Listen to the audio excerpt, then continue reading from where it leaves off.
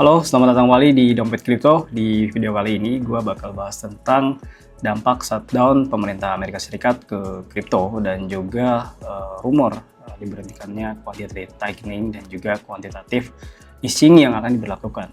Tidak berlama-lama, langsung saja kita ke pembahasan videonya.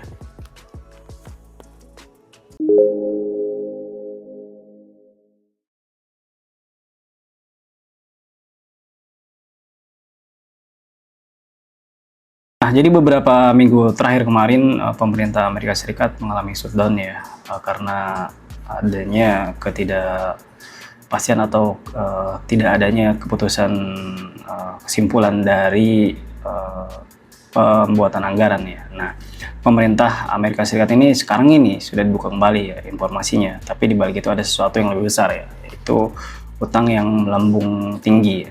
Dan di video kali ini gue akan bahas yang utamanya itu di mengapa shutdown pemerintah Amerika Serikat ini bisa bikin aset kripto sedikit naik ya dalam jangka pendek terakhir di minggu-minggu terakhir ini.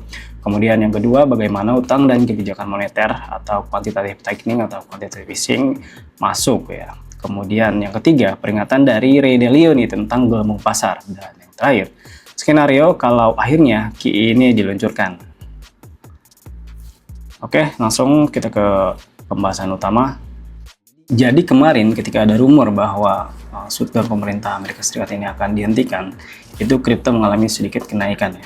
Oke, pemerintah Amerika Serikat mengalami shutdown sebagian karena Kongres yang belum menyetujui anggaran ya ketika kemarin-kemarin. Nah, akibat dari hal ini menyebabkan banyak pegawai federal dipaksa cuti atau bekerja tanpa gaji, proyek yang ditunda, dan layanan publik yang melambat ya. Kemudian ini merupakan shutdown terpanjang ya sejak 10 tahun terakhir. Shutdown pemerintah Amerika Serikat terpanjang sejak 10 tahun terakhir. Dan juga kemudian ketika shutdown ini mulai ada sinyal akan berhenti gitu, pasar dibuka kembali ya, sedikit lega, sedikit ada kenaikan di aset berisiko seperti saham dan kripto. Nah, kenapa kripto itu ikut naik? Yang pertama, kripto dimasukkan ke dalam kategori aset berisiko ya, yang bisa naik ketika sentimen pasar membaik. Nah, ketika kebijakan moneter atau fiskal akan sedikit longgarkan dan juga shutdown yang akan berhenti, itu investor akan merasa likuiditas ini akan bisa naik, kemudian kripto bisa naik lagi. Dan jadi, shutdown berhenti ini bisa memberikan atau harapan baru ya, dan mendapat angin segar ya untuk pasar kripto. Dan untuk informasi, shutdown pemerintah Amerika Serikat ini menyebabkan ekonomi Amerika Serikat kehilangan sekitar miliaran dolar ya, per minggunya, dikutip dari beberapa artikel. Kemudian shutdown ini juga menyebabkan utang nasional Amerika Serikat yang menembus lebih dari 38 triliun US dollar. Serta yang terakhir itu shutdown ini menciptakan terbelakang ekonomi yang mulai menjadi rapuh ya pada saat yang sama ketika ada harapan asik naik yang begitu lebih cepat. Dan juga yang kedua itu utang membengkak serta ada rumor penghentian quantitative tightening yang kemungkinan akan dilakukan QE juga. Nah, jadi di saat utang yang Amerika Serikat sekarang ini yang sudah mulai membengkak serta ditambah shutdown, ini membuat aktivitas pemerintahan sebagian pegawai itu tertahan ya, sekaligus juga menjadi ancaman ya untuk pemerintah Amerika Serikat dikarenakan utang yang sudah mulai meninggi, artinya sudah menumpuk.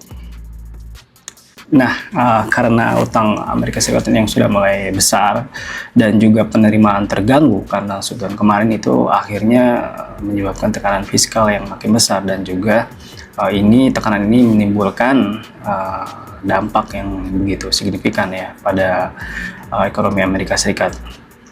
Dan selama beberapa waktu terakhir, The Fed sudah melakukan quantitative tightening dari tahun 2022, sekitar tahun 2022 hingga saat ini. Lalu ketika ekonomi Amerika Serikat mengalami tekanan, The Fed ini baru-baru ini mengumumkan akan menghentikan quantitative tightening di 1 Desember, umurnya 1 Desember 2025.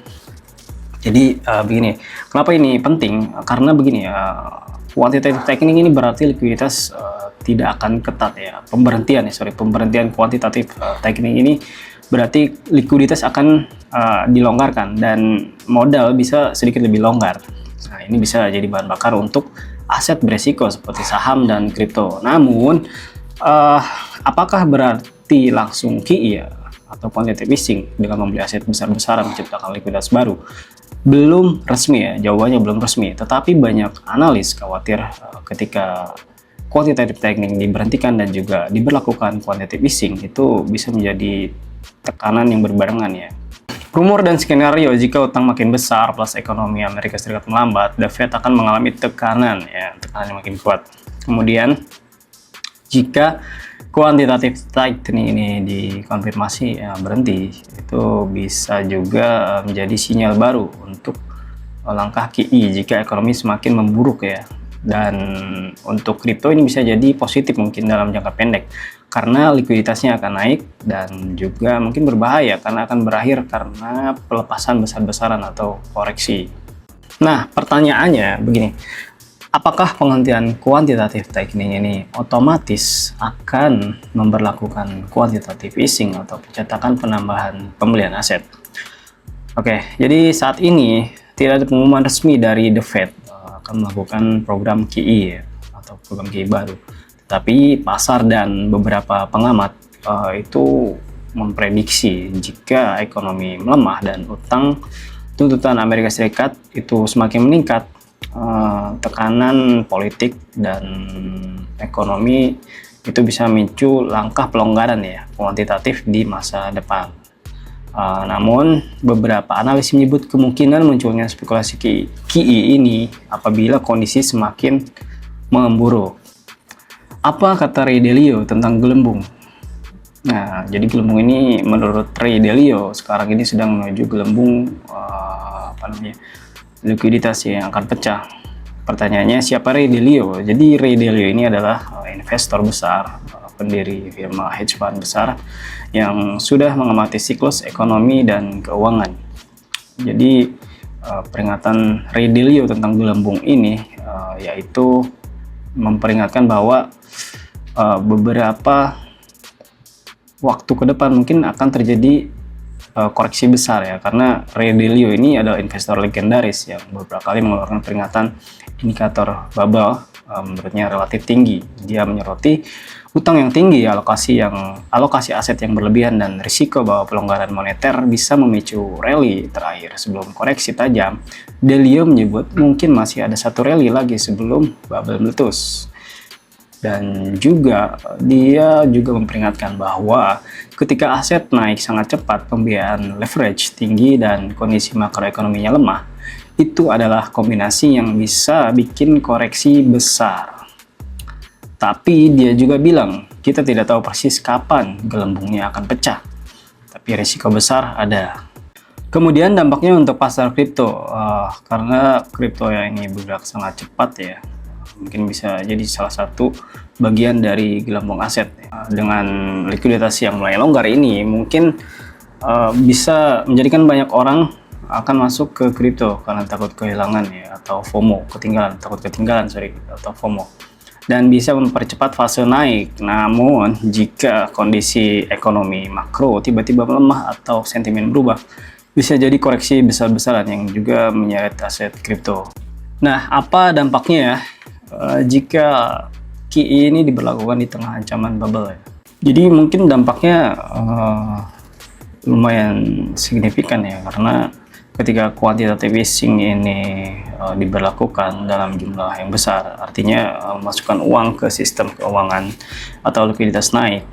Itu yang pertama, ketika skenario QE plus gelembung plus kombinasi itu merupakan kombinasi resiko ya yang cukup tinggi ya, karena jika Fed akhirnya memutuskan untuk QE karena ekonomi makin melemah dan utang makin tinggi, itu artinya likuiditas masuk. Likuiditas besar bisa mendorong lagi kenaikan aset seperti saham dan kripto. Oke, jadi kesimpulannya untuk shutdown pemerintah Amerika Serikat yang sudah selesai ini bisa menjadi pemicu sentimen positif ya untuk aset beresiko seperti kripto. Tapi di balik itu semua ada utang juga yang membengkak, ada utang Amerika Serikat yang membengkak dan perubahan besar kebijakan bank sentral. Artinya seperti yang tadi, kebijakan QT yang akan berhenti. Kemudian Ray Dalio juga mengingatkan bahwa kondisi sekarang ini menunjukkan gelembung yang sedang tinggi. Artinya risiko makin besar jika semuanya goyah. Dan jika kemudian QE ini diluncurkan di tengah kondisi bubble yang sekarang ini, bisa mendorong kenaikan yang lebih tinggi, namun juga bisa memicu koreksi yang lebih besar jika sentimen berubah.